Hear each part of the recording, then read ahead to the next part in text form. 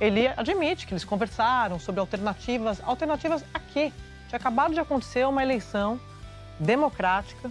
Quando o Bolsonaro se reúne com ministros militares e aí depois teria as consequências, isso não é um ato de execução? Você não pode formular uma acusação, uma imputação dessa gravidade com tantas elucubrações, com tantos possivelmente. Mauro Cid foi coagido a confessar um crime que não existiu e acusar inocentes.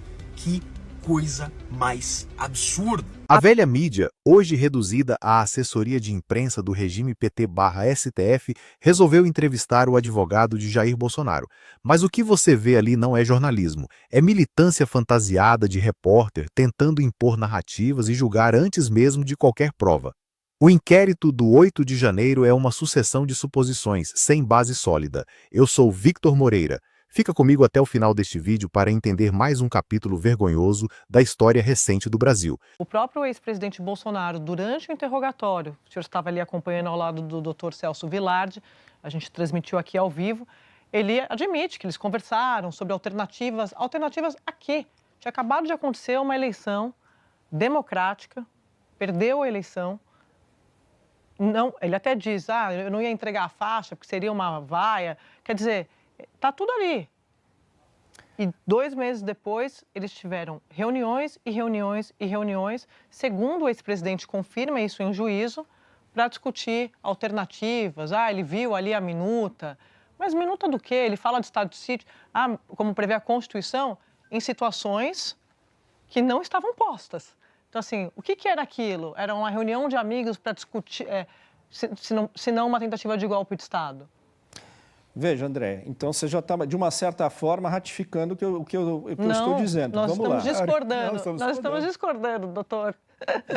Vamos lá, vou explicar isso aqui. Primeiro eu vou falar um pouquinho sobre essa questão aqui das medidas que foram estudadas. Veja, você diante de uma situação jurídica, evidentemente você pode submetê-la ao crivo de diversas opiniões e obtemperar com algumas circunstâncias ou remédios que possam ou não caber. Se naquela hipótese discutiram-se medidas previstas dentro da lei e entenderam que não eram cabíveis para a situação presente, como de fato não eram e não foram viabilizadas e nem iniciadas, eu não vejo que esse problema nenhum com relação a isso, não vejo tentativa de golpe. Volto a dizer, tentativa de golpe de Estado é um crime que nós chamamos em direito penal de crime de conduta vinculada, que quer dizer o seguinte: ele só pode ter início a partir de um ato violento ou de uma grave ameaça. Conversas... Mas o que ele queria? O que o cliente disse que queria com aquelas conversas? Foram propostas que foram apresentadas para ele, mas ele não achou estranho, doutor? Propostas feitas por comandantes militares. Assim, não é uma discussão, ele não fez uma discussão com sua assessoria jurídica, ele fez uma discussão com comandantes militares. Não dá para transformar isso numa discussão sobre quais eram as alternativas legais que o presidente tinha para, anular a eleição. Eram discussões feitas com comandantes militares. Nós estamos falando de outro tipo de público. Dá para ver que os militantes disfarçados de jornalistas ficam incomodados com a presença do advogado de Bolsonaro, fazem juízo de valor, interrompem e tentam diminuir a fala do único especialista presente, o doutor Paulo Bueno. Enquanto ele apresenta argumentos jurídicos, os outros fazem torcida. E piora, Otávio Guedes, da Globo News, faz uma insinuação absurda e, como resposta, leva uma verdadeira aula de direito. Tomara que dessa vez tenha aprendido. E criado um pouco de vergonha na cara. Doutor Paulo, o senhor diz, a sua tese é de que houve mera cogitação, né? Cogitação não é crime. Eu reclamei, o Alexandre de Moraes não foi justo, eu não mostrei a foto do Lula com ditadores, perdi por isso. Cogitação. O que a gente pode fazer? Cogitação. A denúncia é de que houve o início da execução. Quando você tem um ato que inicia a execução, aí tem crime, aí tem tentativa. Quando o Bolsonaro se reúne com ministros militares, é exibido na tela vários considerandos, entre eles, e que ninguém desmentiu, de que a Justiça Eleitoral violou o princípio da moralidade, e aí depois teria as consequências. Isso não é um ato de execução, ou seja, uma reunião do presidente com comandantes militares para sondar sobre essas iniciativas já não sai do campo da cogitação e entra no plano concreto da tentativa de golpe de Estado? Sua pergunta é muito pertinente, Otávio. Eu tenho insistido nisso. Eu vou partir, não vou entrar nem nos pormenores do que seria o que foi projetado na tela, as condições, etc., porque para responder satisfatoriamente as perguntas eu não preciso nem descer nesse detalhe. Como eu disse para vocês, os crimes contra o Estado Democrático de Direito, tentativa de golpe, etc., todos eles são chamados crimes de forma vinculada, ou seja, eles só podem ser cometidos mediante violência ou grave ameaça. E essa dicção existe em todos esses crimes. Se você não tem um início de um ato violento, não começa um ato violento, você não tem início de execução. Você ficará um ou dois passos atrás, ou no ato preparatório ou na cogitação, que são impuníveis. E é importante, até aproveitando o gancho dessa sua pergunta, Guedes, é importante a gente perceber o seguinte, é fundamental a existência da exigência de que o ato seja violento ou decorrente de grave ameaça. Se você subtrair da redação desses artigos esta exigência, você vai ter simplesmente um artigo que vai dizer assim, tentar derrubar o Estado Democrático de Direito, atentar contra as instituições. Aí você vai ter um tipo penal perigosíssimo, historicamente e politicamente muito perigoso. Por quê? De tão aberto, por não definir o que seria uma conduta minimamente atentatória ao Estado Democrático de Direito, você vai poder colocar debaixo desse tipo penal qualquer coisa. Você vai poder, por exemplo, dizer que quem estava na rua protestando pelo impeachment da presidente Dilma, do presidente Collor, estaria atentando contra o Estado Democrático de Direito, ainda que fazendo isso pacificamente. Então, é fundamental respeitar essa exigência. Senão, a norma penal vai acabar virando uma arma política. Ok, então onde está a violência e a grave ameaça? Segundo a Procuradoria-Geral da República, está no dia 8 de janeiro. E ela atribui a Bolsonaro as consequências, essa consequência da violência e da grave ameaça, o 8 de janeiro.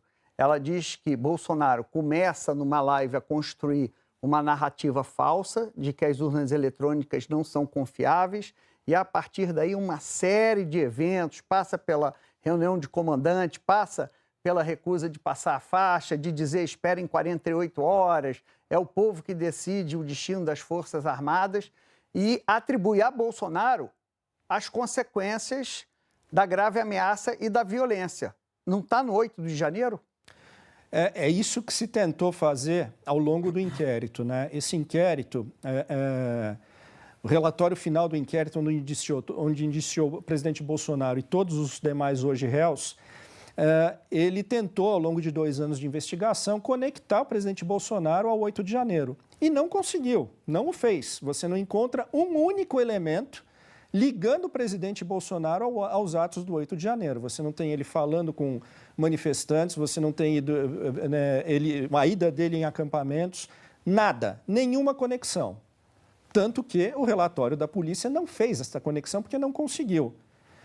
Quando o inquérito encerrado vai para a Procuradoria-Geral da República, muito provavelmente a equipe verificou e falou, olha, se a gente não conectar Bolsonaro ao 8 de janeiro, não tem como formular essa denúncia, justamente por conta da dicção legal que exige a violência ou a grave ameaça como início de execução.